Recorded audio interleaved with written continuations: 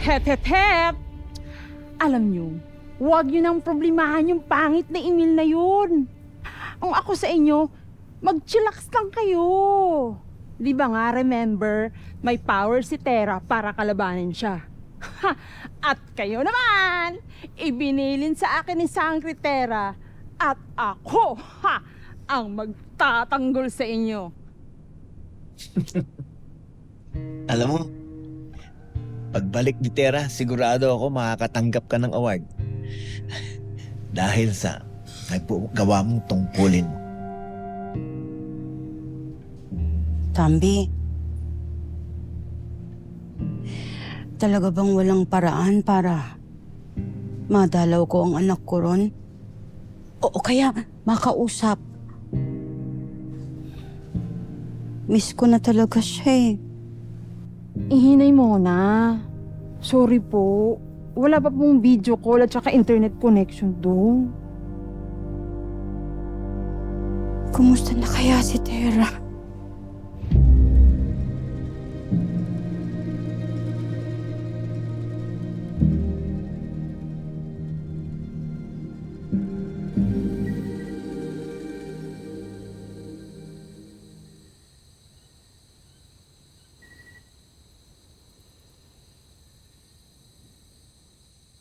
Napagkwentuhan na natin ang buhay ko,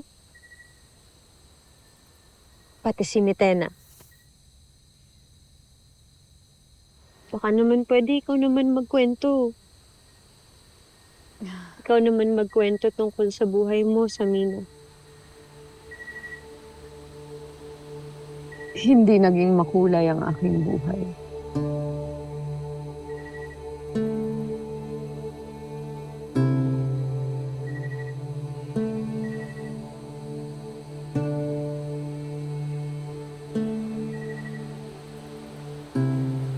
Naniniwala ka ba na ang lahat ng mga nangyayari sa mga buhay natin ay may dahilan?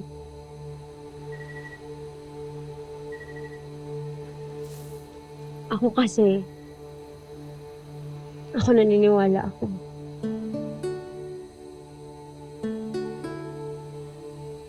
Katulad nito, siguro ang dahilan kung bakit parehas tayong nabiktima ng lindol at parehas tayong napadpad dito ay para magtagpo tayo. Para makilala natin yung isa't isa.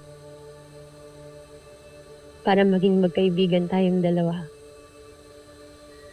Wala pa akong nagiging tunay na kaibigan. Ako.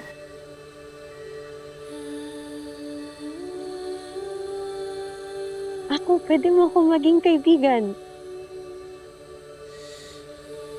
Ngayon pa nga lang magkaibigan na tayong dalawa eh.